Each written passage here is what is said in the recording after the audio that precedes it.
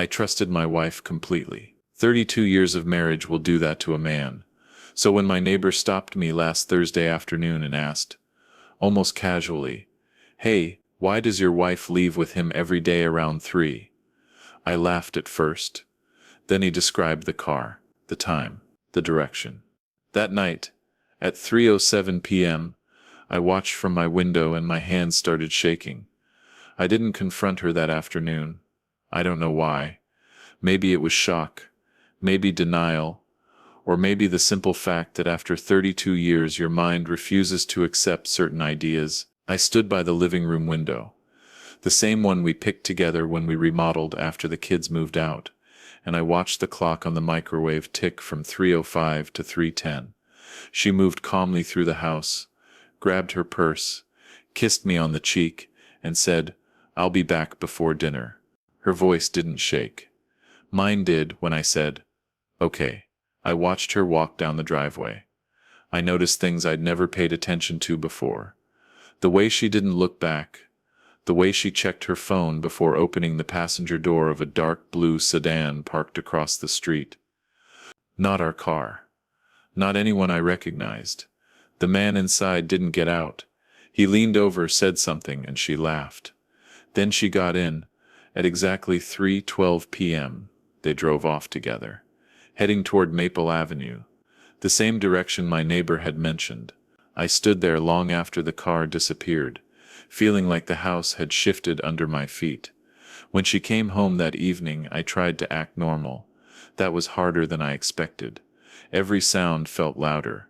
Every movement felt deliberate. She set her purse down, asked how my day was, and started talking about a show she wanted us to watch. I nodded, smiled when I was supposed to, and waited for some sign. Anything. But there was nothing. No guilt, no hesitation. Just the woman I thought I knew, standing in our kitchen asking if I wanted chicken or pasta for dinner. At the table, I finally said it, not directly. I asked, "So what did you end up doing this afternoon?" She didn't even pause. "Oh, just ran a few errands. I needed to clear my head." She took a sip of water and met my eyes. "Why?" The word landed heavy. I shrugged and said, "No reason, just curious." She smiled again, that same familiar smile, and went back to eating. I stared at her hands instead. They were steady. Mine weren't. That night, I barely slept. I kept replaying my neighbor's voice in my head. Every day around 3, not once, not occasionally. Every day, I thought about how often I'd been busy in the afternoons, how many times I'd waved her off without looking up from my phone or the television. I wondered how long this had been happening right in front of me. Around 2 in the morning, I got up, walked to the bathroom, and looked at myself in the mirror. I looked older than I felt. Or maybe I just felt older all at once. The next afternoon, I told her I had a late meeting. I didn't. I parked 2 streets over instead, and waited. At 3:06 p.m., the blue sedan appeared like it was on a schedule. Same car, same man behind the wheel. She walked out, got in, and they drove away. I followed at a distance I hoped was safe, but not obvious. My heart was pounding so hard I could feel it in my throat. I kept telling myself to turn back, that this was a mistake, but I didn't. They didn't go far. That surprised me. They turned into the parking lot of a small community center I'd driven past 1,000 times without noticing, the kind with a faded sign and mismatched hours posted on the door. I parked across the street and watched as they went inside together. No touching. No lingering looks. Just purposeful steps like they'd done this many times before. I sat there for 10 minutes, then 20, my mind running through every possibility I didn't want to consider. When she finally came out, she was alone. The man left through a different door. She stood on the sidewalk for a moment, took a deep breath, and wiped her eyes. That part caught me off guard. She wasn't smiling now. She looked worn, tired in a way I recognized from hard years, not bad days. I watched her get back into the car, drive home, and I waited until she was inside before I followed. That evening she was quieter. She didn't talk about the show. She didn't ask about my day. At one point she just sat on the couch, staring at nothing. I asked if she was okay. She said, "I'm fine. Just a lot on my mind." I almost laughed at that. Almost. Instead I said, "You know you can talk to me, right?" Does Paula looked at me then. Really looked like she was weighing something. Then she shook her head. "I know, just not yet." That was when the anger crept in. Not loud anger, the slow, cold kind. The kind that tells you you're being shut out of your own life. I went to bed early, but I didn't sleep.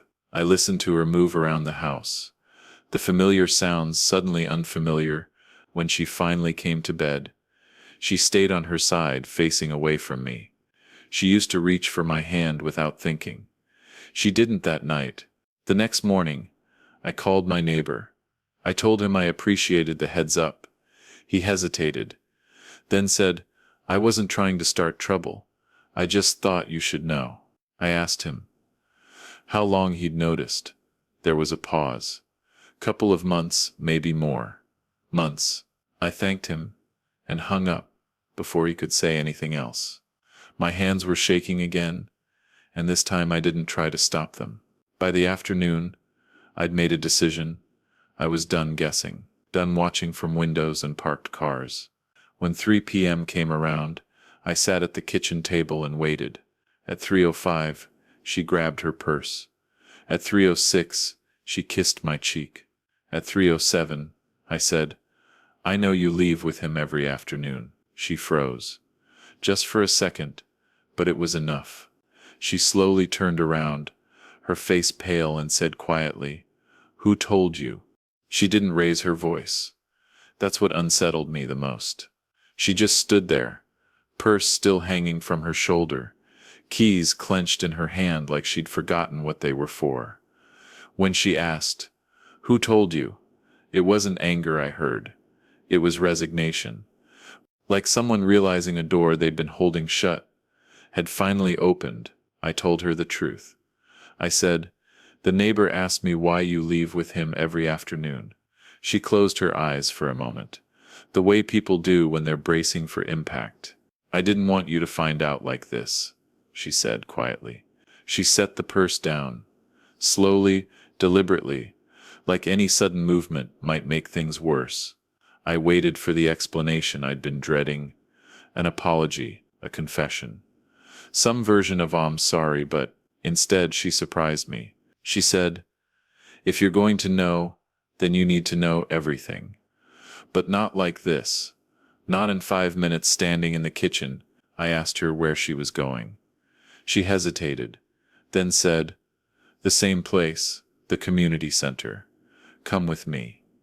The drive was silent, not tense in the way I'd imagined, with shouting or accusations. It was heavy, thick.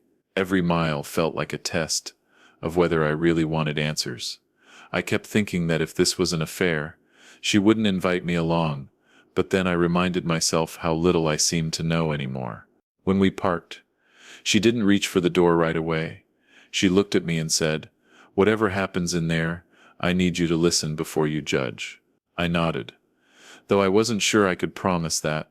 Inside, the building smelled faintly of coffee and old paper. A woman at the desk looked up and smiled when she saw my wife. "You're early today," she said. Then she noticed me and paused. My wife introduced me simply. "This is my husband." The woman's smile softened. "I'm glad you're here," she said. Like she meant it. That didn't fit any version of the story I'd been telling myself. We were led down a hallway to a small room with folding chairs arranged in a circle. A few people were already there. Men and women, mostly older. Some looked nervous. Some looked tired. All of them looked like they were carrying something heavy. That's when I saw him again. The man from the car. He stood up when we walked in, hands raised slightly, like he didn't want to startle me. "You must be Mark," he said. "I'm Daniel." I didn't shake his hand. I just looked at my wife. She nodded. Daniel runs the group, she said. He's a counselor. That word hit differently than I expected. Counselor. Not lover. Not secret boyfriend. Counselor. I felt a flicker of relief, followed immediately by confusion. If this was innocent, why the secrecy? The meeting started without ceremony. People talked about loss, about guilt, about things they'd never told their families because they didn't want to be a burden. I sat there listening, trying to make sense of how my wife fit into this room. When it was her turn, she hesitated, then spoke. She talked about a phone call she'd gotten last year, about a mistake she'd made decades ago that she thought was buried, about how someone had resurfaced, asking questions, stirring things up. I watched her hands twist together as she spoke. I'd seen that gesture before, usually when she was scared but trying not to show it. After the meeting, Daniel asked if we could talk privately. My wife agreed. I didn't like that, but I followed them into a smaller office. Anyway, Daniel closed the door and looked at me straight on. I want to be very clear, he said. There's nothing inappropriate happening here. Your wife came to us because she was being threatened. That word snapped my attention. Threatened. My wife confirmed it. She said, I didn't tell you because I didn't want you dragged into it. I thought I could handle it. I asked who was threatening her. She hesitated again. That hesitation was starting to feel familiar. She told me his name, a name I hadn't heard in years, a man she'd known before we were married, a man connected to a period of her life she rarely talked about. She said he'd shown up unexpectedly, claiming she owed him something, claiming he knew things that could hurt our family. He'd been watching her routines, following her. That was why she'd been leaving at the same time every day. Consistency, Daniel explained, made it easier to spot when something was wrong, to notice if someone else was watching. I felt a wave of anger then, sharp and sudden, not at her, at myself, for assuming the worst, for letting suspicion grow instead of asking questions. But mixed in with that anger was fear. Real fear, because this wasn't over. The look on my wife's face told me that, when we left the community center, she squeezed my hand for the first time in days. I'm sorry, she said, for shutting you out. I told her we'd deal with it together. I meant it. But as we pulled into our driveway, I noticed a car idling down the street, watching our house a little too closely, and I realized the questions weren't done with us yet. I didn't mention the car right away. I don't know why. Maybe I needed to be sure I wasn't imagining it, or maybe I didn't want to add another weight to the pile already sitting between us. We went inside, locked the door, and moved through the house, like guests instead of owners. She set her purse down, leaned against the counter, and let out a long breath. I should have told you sooner, she said. I nodded.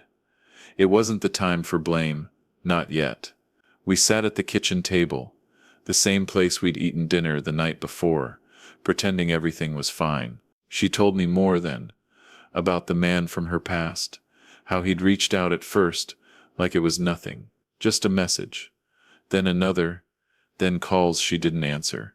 He knew details he shouldn't have known, where she shopped, what days she volunteered, what time she usually left the house. That was when she got scared. That was when she found the group. I asked why she didn't go to the police. She said she'd thought about it. Daniel had encouraged it, but the man hadn't made a direct threat, nothing that crossed a clear line, just enough to keep her on edge, enough to make her feel watched. She didn't want to risk making it worse. I listened, trying to reconcile this careful, frightened woman with the calm face she'd shown me every afternoon. It hurt to realize how much she'd been carrying alone. That night, I barely slept again. Every sound outside made me sit up. Every passing headlight felt deliberate. At one point, around 3 in the morning, I got up and looked out the front window. The street was empty. Quiet, too quiet, too quiet. I went back to bed and lay there, staring at the ceiling, wondering how long this had been going on without me knowing, wondering what else I might have missed over the years. The next day I decided to work from home. I told my wife I just had a lot on my plate. That part was true. I watched the street like it was my job. When 3 o'clock came, she didn't leave. That surprised me. She stayed inside, flipping through a magazine she wasn't really reading. Her phone buzzed once. She didn't check it. At 3:15 there was a knock at the door. We froze at the same time. She looked at me, eyes wide. "Don't," she whispered. But I was already standing up. I walked to the door slowly and looked through the peephole. It was him. Older than I remembered from the photos she'd shown me years ago, but unmistakable. He stood there like he belonged, hands in his pockets, rocking slightly on his heels. I opened the door enough to keep the chain on. "What do you want?" I asked. He smiled, thin and practiced. "I was hoping to talk to your wife." I told him she didn't want to see him. He shrugged. That's what she said last time, too. My wife had come up behind me by then. I could feel her presence, tense and close. "You need to leave," she said. He looked past me at her and shook his head. "You can't keep running. We need to finish this." I told him to get off my property, or I'd call the police. He held up his hands, mock, innocent. "I'm not doing anything wrong," he said. "Just stopping by to say hello." He leaned closer, lowering his voice. "You should ask her what she promised me." That did it. I slammed the door and locked it, my hands shaking with adrenaline. My wife slid down the wall and sat on the floor, her face in her hands. "We called Daniel." He answered on the second ring. When I told him the man had shown up at our house, his tone changed immediately. He said this, crossed a line. He said we needed to document everything. He said it might finally be time to involve the police. My wife nodded silently while he spoke, tears slipping down her cheeks. I sat beside her, my arm around her shoulders, feeling both protective and furious. That evening, a patrol car drove by our house twice. Just a drive-by, nothing formal. It helped a little, enough for us to eat something and sit together on the couch. She rested her head on my shoulder, and for the first time since this started, I felt like we were facing the same direction again. Still, the questions lingered. What did she promise him? What did he want now? And how far was he willing to go to get it? Before bed, she finally told me the part she'd been avoiding. Years ago, before we met, she'd borrowed money from him. A lot of money. She'd paid most of it back. Or so she thought. He claimed otherwise. Claimed interest. Claimed favors owed. She said she never imagined he'd resurface after all this time. I believed her. But belief didn't make the problem disappear. When we turned off the lights, I checked the locks twice. She reached for my hand in the dark, gripping it like a lifeline. "I'm scared," she admitted softly. I squeezed back and said the only thing I could. "You're not alone anymore." Outside, somewhere down the street, a car door closed, and I knew this wasn't going to end quietly. The next morning came too fast. Neither of us had really slept, just drifted in and out, listening for sounds that might or might not be there. When the alarm went off, it felt almost insulting, like the world expected us to keep moving, as if nothing had changed. She turned it off and lay there staring at the ceiling. I asked if she wanted me to stay home again. She shook her head. "No," she said. "We can't hide forever." That word stayed with me, forever. Over breakfast we talked logistics instead of feelings. What time she'd leave, which routes she'd take, who she'd call if she felt unsafe. It felt strange, planning our day like we were preparing for bad weather instead of a person. Before she left, she paused at the door and looked at me the way she had when the kids were small and she was scared to drive them in the snow. "Promise me something," she said. I asked what. "Don't confront him alone again." I promised, though I wasn't sure I meant it. I spent the morning on the phone. First the police, filing a report about the visit. They were polite, cautious. No direct threat, meant limited options, but they logged everything. Then I called a lawyer. Daniel had recommended. She listened carefully, asked pointed questions, and said something that stuck with me. People like this rely on silence and confusion. The moment things get formal, they often lose their leverage. I hoped she was right. By early afternoon, my wife texted me to say she'd arrived safely at work. I exhaled a breath. I didn't realize I'd been holding. I tried to distract myself with chores, but every creak of the house pulled my attention back to the front door. Around 2:30, my phone rang. Unknown number. My stomach dropped. I let it go to voicemail. A minute later, a text came through. Just 4 words. "We need to talk." No name. No explanation. I didn't tell her about the message right away. I hated myself for that. But part of me wanted to see what he'd do next. At 3 o'clock, like clockwork, I saw his car at the end of the street again. This time, he didn't park. He just slowed down enough to make sure I saw him, then kept going. It felt like a reminder, like a threat without words. I took pictures from the window, my hands steady despite the anger building in my chest. When my wife came home, I showed her everything. The text, the photos, the time stamps. She didn't cry this time. She just nodded and said, "Okay." That scared me more than tears would have. We sat down and called the lawyer together. She said this was escalation. She said we needed to send a cease and desist letter immediately and prepare for a restraining order if necessary. She also asked my wife again about the money, the exact amount, the dates, any proof of repayment. That's when another layer peeled back. My wife admitted she didn't have much documentation. This had been before online banking, before automatic records. Cash, handwritten notes, trust, all the things that don't hold up well decades later. The lawyer didn't scold her. She just sighed and said, "We'll work with what we have." After the call ended, my wife stared at the table for a long time. "I was young," she said finally.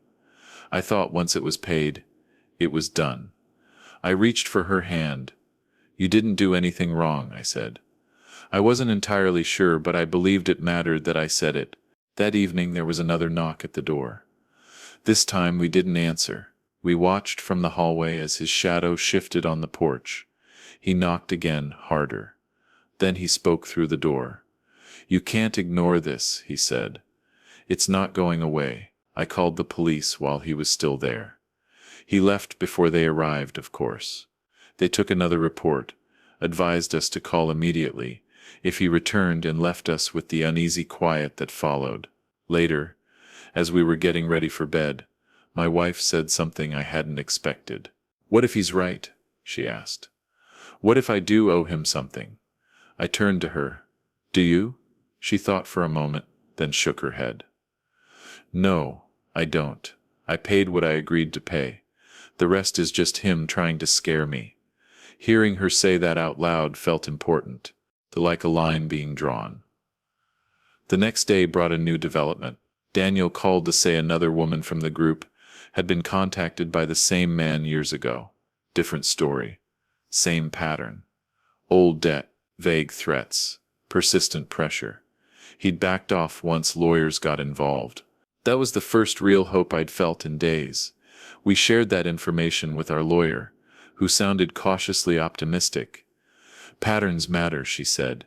"They show intent." That night we sat on the couch, closer than we had in weeks, not talking much, just being there. At one point she rested her head on my shoulder and said, "Thank you for believing me."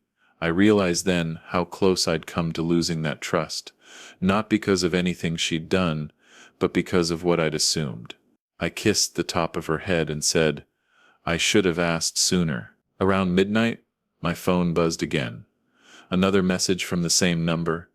This one was longer. I didn't open it right away. I handed the phone to my wife instead. She read it, then passed it back without a word. It was a list, dates, amounts, accusations. And at the bottom, one sentence that made my jaw tighten. If you involve anyone else, things will get messy. I saved it, forwarded it to our lawyer, and turned off the phone. Whatever came next, we weren't facing it in the dark anymore. The lawyer called first thing in the morning. She'd read the message twice, maybe 3 times before returning our call. "This helps," she said, which wasn't what I expected to hear. I thought threats made things worse. She explained that vague intimidation coupled with a history of contact and repeated appearances created a clearer case. "He's trying to scare you into silence," she said. "Instead, he's giving us leverage." My wife listened quietly, her face calm but tight. When the call ended, she nodded once and said, "Then let's stop being quiet." By noon, the cease and desist letter was drafted. Formal, precise, no emotion. It laid out the facts, denied any outstanding debt, and demanded all contact stop immediately. It warned of legal action if he ignored it. We read it together at the kitchen table. Seeing everything written down like that made it feel real in a different way. Not just fear and confusion, but a plan. The lawyer arranged for it to be delivered that afternoon. Signature required. The waiting was the hardest part. Every sound outside made us look up. Every car slowed our breathing. At 3 o'clock, neither of us moved. No errands, no meetings. Just the two of us sitting in the living room, the blinds half open. His car didn't appear. 4 o'clock came and went. I started to believe maybe this was working. Maybe the formality, the paper trail, the sudden refusal to play along had thrown him off. At 4:37, my wife's phone rang. Same unknown number. She didn't answer. It rang again. Then my phone buzzed. A text. "You think a letter scares me?" My chest tightened. I showed her. She closed her eyes and took a breath. "Forward it," she said. I did. The lawyer replied within minutes. "Do not respond. Document everything." So we did. Screenshots. Timestamps. A running list that was growing faster than either of us liked. That evening, Daniel stopped by. He didn't come inside, just stood on the porch and spoke quietly. He told us the woman from the group had agreed to share her experience formally if needed. He told us others might come forward too. "People like him rely on isolation," Daniel said. "Once that breaks, they usually fold." I wanted to believe that, but I also knew people didn't always behave the way they should. After dinner, my wife finally broke down. Not in a dramatic way, just tears she'd been holding back too long. She apologized again for the secrecy, for the fear, for bringing this into our lives. I stopped her. I told her the truth, that what hurt the most wasn't the situation. It was how quickly I'd let my imagination turn against her. She nodded, wiping her eyes. "I was afraid you'd think the worst," she said. "And I guess you did." I didn't argue. I just held her. The knock came later than usual. Almost 9. We weren't expecting anyone. I checked the camera app on my phone. It was him, standing there closer to the door than before. I felt something shift inside me then. Fear gave way to resolve. I told my wife to stay back and called the police before opening anything. I spoke loudly enough for him to hear. "I've called the police. You need to leave." He smiled at the camera and said, "We're not done." Then he walked away. The police arrived within minutes this time. They took statements, reviewed the messages, and watched the footage.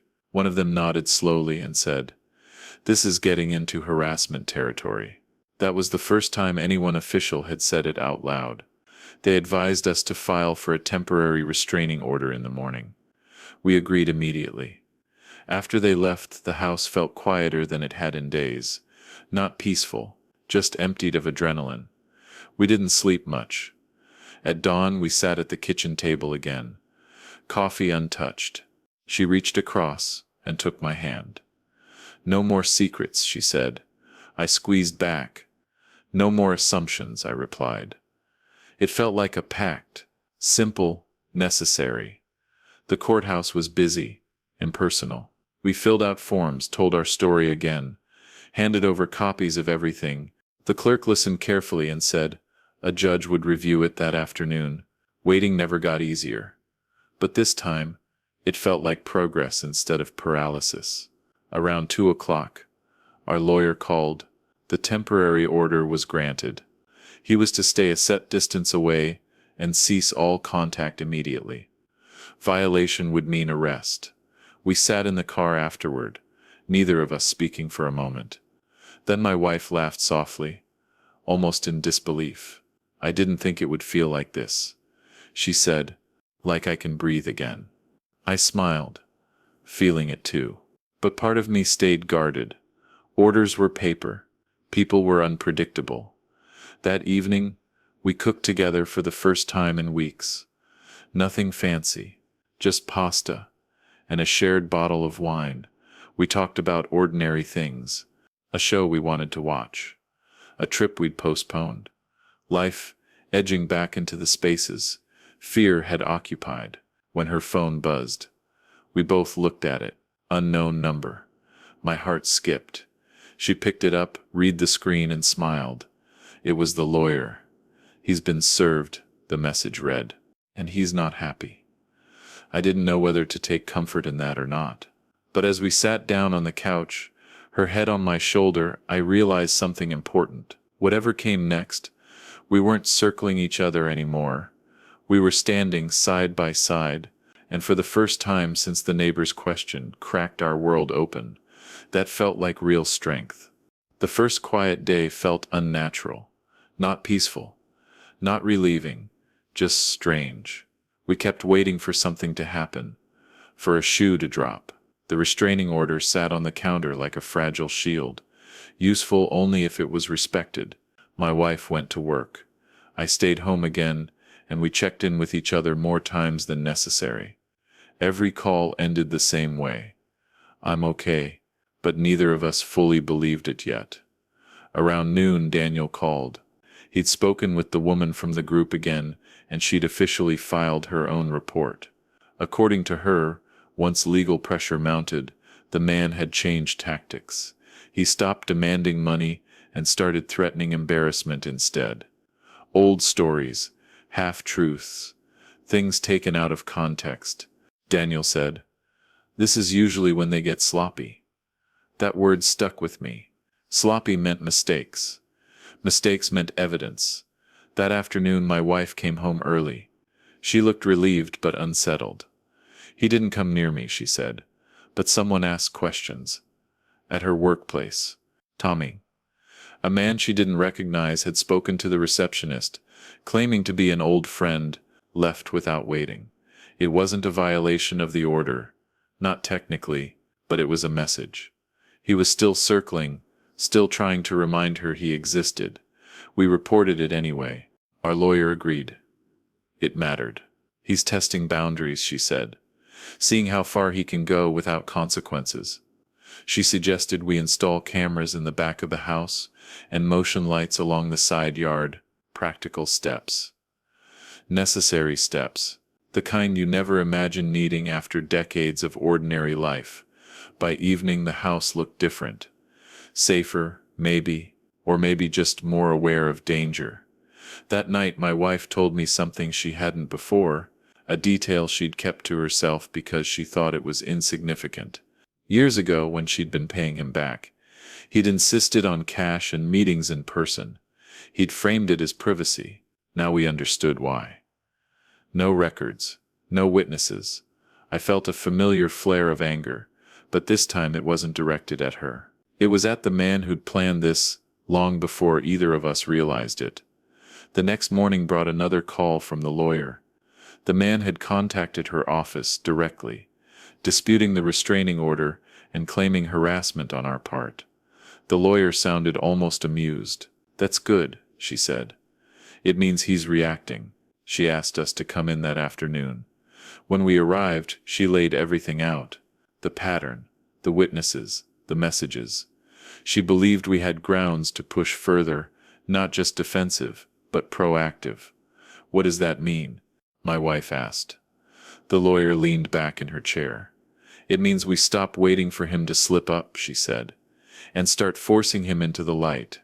She explained the possibility of filing a civil complaint, compelling disclosure, creating a formal record that would follow him. It would be stressful. It would be public. But it could end this. My wife looked at me. I nodded. "We're done being afraid," I said. The response was swift. Too swift to be comfortable. That evening, as we were pulling into our driveway, his car passed us going the opposite direction. He didn't slow down, didn't look, but there was no mistaking it. My wife's hand tightened around mine. "He knows," she said. I nodded. Of course he did. People like him always seemed to know. That night, the power went out just after 10. The whole block went dark. We stood by the window, listening. It came back on within minutes, but the timing rattled us. We reported it anyway. The police noted it, probably unrelated. They said. Probably, that word again. It followed us into bed, into the shallow sleep that came and went in fragments. The next day, something shifted. Daniel called, his voice urgent, but controlled. "He's been doing this longer than we thought," he said. More people had come forward, different towns. Same story, old debts, pressure, fear, silence. One of them had gone to the police years ago, but without others to corroborate. Nothing stuck. Now there were others, enough to show a pattern that couldn't be ignored. By afternoon, the lawyer confirmed it. Authorities were interested, not just in our case, but in his. They'd asked for copies of everything. Messages, letters, footage, statements. It wasn't an arrest. Not yet. But it was movement. Real movement. My wife sat down when she heard, her legs suddenly weak. I knelt in front of her and said, "This is what you wanted, for it to stop." She nodded. Tears in her eyes. I just didn't want it to hurt anyone else. That evening the neighbor stopped me while I was checking the mail. He looked uncomfortable. "I haven't seen that guy around today," he said. "Figured you'd want to know." I thanked him. When I went inside, I told my wife. She smiled faintly, like someone who didn't quite trust good news yet. Neither did I. We ate dinner in silence, but it wasn't heavy this time, just thoughtful. Afterward, she took my hand and said something I hadn't realized I needed to hear. "When you first started watching me," she said gently. "When you followed us, it hurt, but I understand why you did it." I winced. "I should have trusted you," I said. She shook her head. "We both learned something," she replied. "About fear and about each other." Late that night, my phone rang. Unknown number. My heart jumped. But when I answered, it wasn't him. It was our lawyer. "They're bringing him in for questioning tomorrow," she said. "Nothing official yet, but I wanted you to be prepared." I thanked her and hung up, my hands steady for the first time in days. We lay in bed, the house quiet around us. She turned to face me and whispered, "Do you think this is really almost over?" I thought about the weeks of suspicion, the neighbor's question that started it all, the damage fear had done before truth had a chance. "I don't know," I said honestly. "But I know this. Whatever happens next, we face it together." Outside, a car passed down the street and kept going. No slowing. No watching. Just a normal sound at a normal hour. It felt like a small victory, and for the first time since this began, I let myself believe we might actually get our lives back. The morning of the questioning arrived with a quiet that felt intentional, like the world was holding its breath. My wife left for work later than usual. After confirming with her supervisor that she could step out if needed, I stayed home again, not because I had to, but because neither of us liked the idea of an empty house. We checked our phones constantly, even though we knew no one would call until something actually happened. Around 11, Daniel texted to say the man had shown up voluntarily. That detail mattered. It meant he was trying to look cooperative, reasonable. People like him always did when they thought it might help. My wife read the message twice, then set her phone face down on the table. "I don't want to imagine what he's saying," she said. I told her she didn't have to. Whatever version of the story he was spinning, it wouldn't change the facts we'd documented. The call came just after lunch. Our lawyer's voice was calm but charged. He'd answered questions. He'd denied everything, of course. Claimed misunderstandings, old grudges, said my wife was exaggerating. But then he'd slipped, mentioned details he shouldn't have known. Timelines that didn't match his claims. They noticed, she said. And they're not done with him. When I hung up, my wife was watching my face closely. I nodded once. It's moving forward, I said. She closed her eyes, relief and exhaustion washing over her. At the same time, that afternoon, something unexpected happened. A woman knocked on our door, mid-50s, nervous, holding a folder to her chest like armor. She introduced herself and said she'd gotten our address from Daniel, with permission. She'd heard about our situation and wanted to share her own. We invited her in. She told us a story so similar it felt rehearsed, except for the pain behind it. Same man, same tactics. Different decade, she'd paid him just to make him go away. It hadn't worked. Hearing it made my stomach turn. She left copies of old checks, notes, and a handwritten apology he'd once forced her to sign. I wish I'd fought sooner, she said at the door. But I'm glad you are. After she left, my wife sat quietly for a long time. Then she said, I thought I was alone. I shook my head. You never were, I said. You just didn't know it yet. By evening, the lawyer confirmed what we'd started to suspect. The case was expanding. Not criminal charges yet, but a broader investigation into a pattern of coercion and harassment. It would take time, months, maybe longer. My wife absorbed that news with surprising steadiness. I can handle time, she said. What I couldn't handle was silence. That stuck with me. Silence had been his greatest weapon. The first real test came that night. Around 10, the doorbell rang. We froze. I checked the camera. It wasn't him. It was a uniformed officer. He explained they were conducting a routine follow-up and wanted to confirm the restraining order details. He also told us something else. The man had violated the order earlier that evening by contacting another woman involved in the case. Not us. Someone else. That helps, the officer said gently. It strengthens your position. After he left, my wife let out a shaky laugh. I almost feel bad for him, she said. Then she shook her head. No, I don't. That night, we slept more deeply than we had in weeks.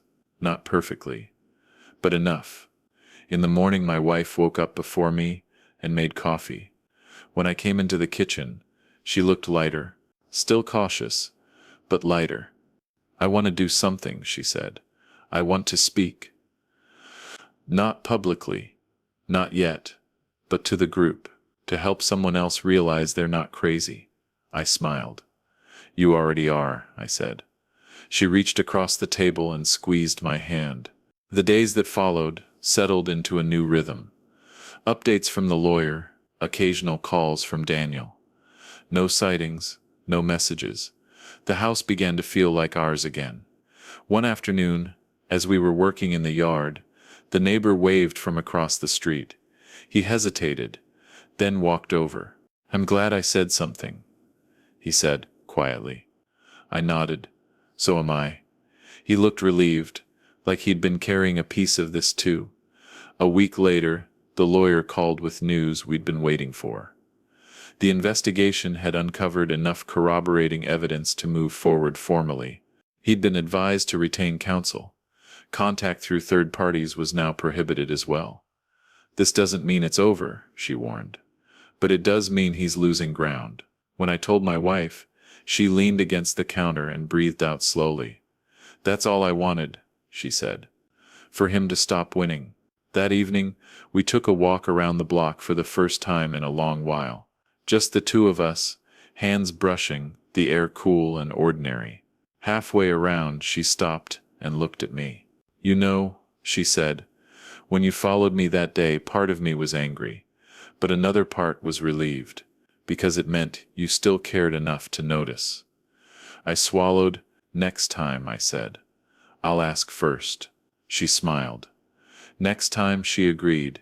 As we headed home, I realized how much had changed since that neighbor's casual question cracked our world open. Suspicion had nearly broken us. Truth had tested us. And now, slowly, trust was finding its way back. We weren't untouched. We never would be. But we were stronger than we'd been before. Not in spite of the ordeal, but because we'd faced it together.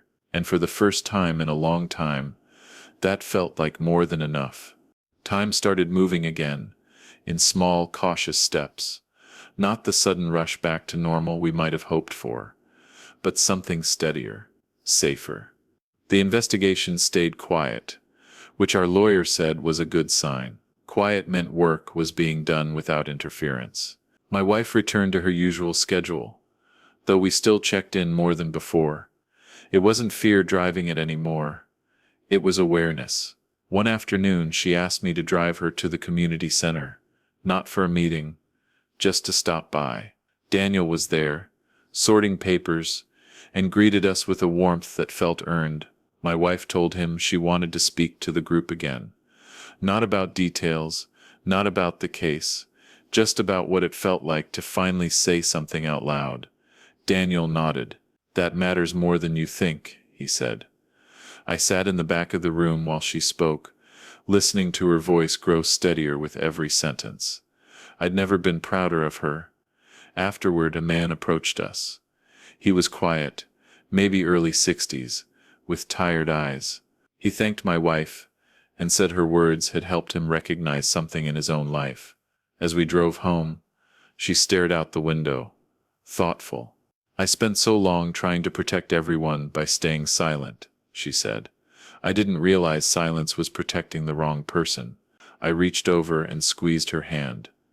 She squeezed back. The first real setback came a few days later. The lawyer called to say the man's attorney had filed a motion challenging the restraining order. It was expected, she said. Routine. Still, it rattled us. The idea that he might regain access, even temporarily, stirred up old fear. The hearing was scheduled for the following week. We prepared statements, reviewed timelines, reread messages we'd hoped never to see again. The night before the hearing, my wife barely touched her dinner. She kept going over her words in her head, afraid of saying the wrong thing. I reminded her she wasn't on trial. She nodded. But nerves don't listen to logic. When we finally went to bed, she turned to me and said, "If this goes badly," I stopped her. "It won't," I said, with more certainty than I felt. "And even if it does, we keep going." She smiled faintly. "You've changed," she said. I shrugged. "So have you." The hearing itself was brief, but intense. The man sat across the room, avoiding our eyes. He looked smaller than I remembered, less confident. His lawyer spoke smoothly, arguing misunderstandings and exaggerated fear. When it was my wife's turn, she stood and spoke clearly. She didn't dramatize. She didn't apologize. She told the truth, plainly and calmly. The judge listened, asked a few questions, then ruled the restraining order would remain in place, expanded even to include indirect contact. My wife's shoulders dropped the moment it was over. Outside the courthouse, she laughed. A real laugh. The kind that comes from release, not humor. "I was so scared," she admitted. I nodded. "Me too." We went for lunch afterward. Something we hadn't done on a weekday in years. We talked about nothing important, and everything felt lighter because of it. A week later, the investigation reached a turning point. But Tua's investigation reached a turning point. The lawyer called late in the afternoon, her voice serious but satisfied. Enough evidence had been gathered to move toward formal charges related to harassment and coercion. It wasn't the end. There would be hearings, possibly a trial, but the balance had shifted. For the first time, he was the one reacting, not controlling the narrative. When I told my wife, she sat down slowly, hands trembling. "I didn't think they'd believe me," she said. "I didn't think it would matter." I knelt in front of her and said, "It mattered because you mattered." That evening the neighbor invited us over for coffee. It felt strange at first, like acknowledging how this all started. But it turned out to be easy. Comfortable, he apologized again for worrying us. My wife thanked him instead. "If you hadn't said anything," she told him, "we might still be guessing." He nodded, visibly relieved. When we walked home, the street felt familiar again. Not watched, not tense. Just a place we lived. As the days passed, life filled back in around the edges. We planned a short trip. Nothing dramatic. Just a few days away. My wife started sleeping through the night again. I stopped checking the cameras every hour. Trust, once cracked, didn't snap back into place. It rebuilt itself slowly, through shared decisions and honest conversations, through choosing to face fear together instead of alone. One evening, sitting on the porch, my wife asked me a question I hadn't expected. If the neighbor hadn't said anything, she asked, "How long do you think it would have taken before you noticed?" I thought about it, about routines, about how easily familiarity becomes blindness. "Too long," I admitted. She nodded. "That's what scares me most," she said. Not what he did, but how close we came to losing each other without realizing it. The lawyer called one last time that week with an update. The man had been advised to accept a settlement that included a permanent no-contact agreement. It wasn't justice in the way movies portrayed it, but it was protection. Closure, of a kind. My wife listened quietly, then said, "I can live with that." When the call ended, she leaned back and closed her eyes. "I'm tired," she said, "but it's the good kind of tired." That night, as we got ready for bed, she caught my hand and looked at me seriously. "Thank you for not giving up on me," she said. I shook my head. "Thank you for letting me back in," I replied.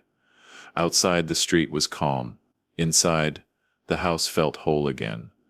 And though the story wasn't quite finished, we both sensed the ending was finally coming into view. The end didn't arrive with drama. No sirens, no courtroom speeches.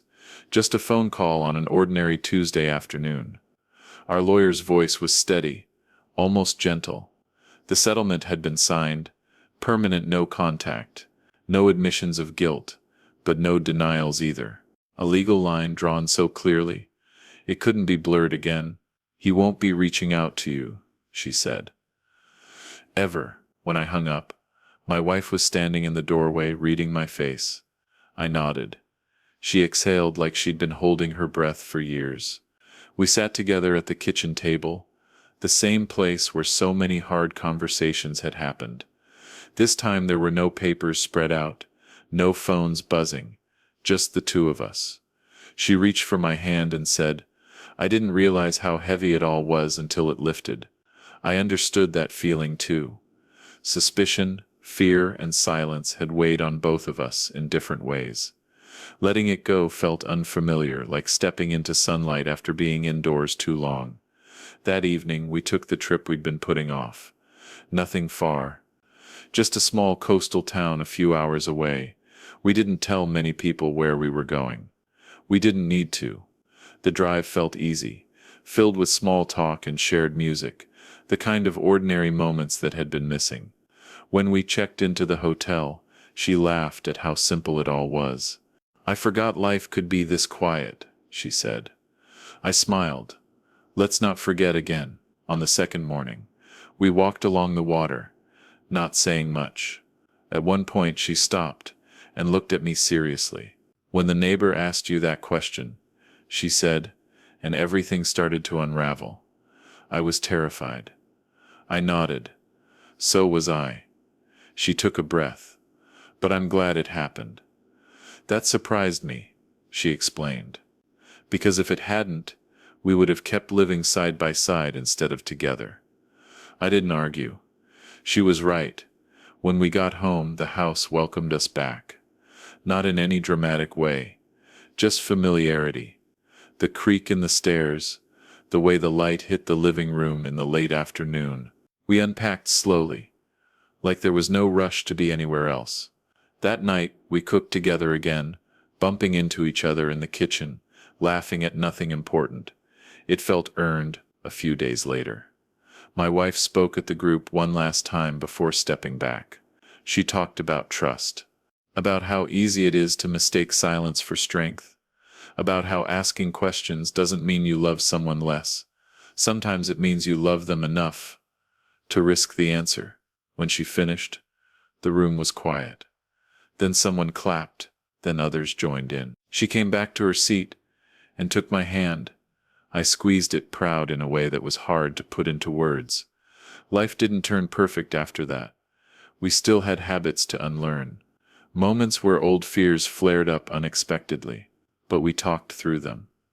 We didn't let them grow in the dark. Trust, we learned, wasn't about never doubting. It was about choosing honesty before doubt had time to turn into something worse. One afternoon, weeks later, I ran into the neighbor again. We stood by the mailbox, talking about nothing in particular. Before heading back inside, he said, "I hope everything's okay now." I nodded. "It is," and for the first time, I meant it without hesitation. He smiled and walked away, unaware of how much his simple question had changed our lives. That night, my wife and I sat on the porch, watching the street settle into evening. She rested her head on my shoulder, and I thought about how close I'd come to losing this. Not to another man, not to betrayal, but to my own assumptions. "Next time something feels off," I said quietly, "I'll ask," she smiled. "And next time I'm scared," she replied, "I'll tell you." As the sun dipped below the houses, I realized something else. Trust isn't a static thing you earn once and keep forever. It's something you practice every day, in small choices, in hard conversations, in moments when it would be easier to look away.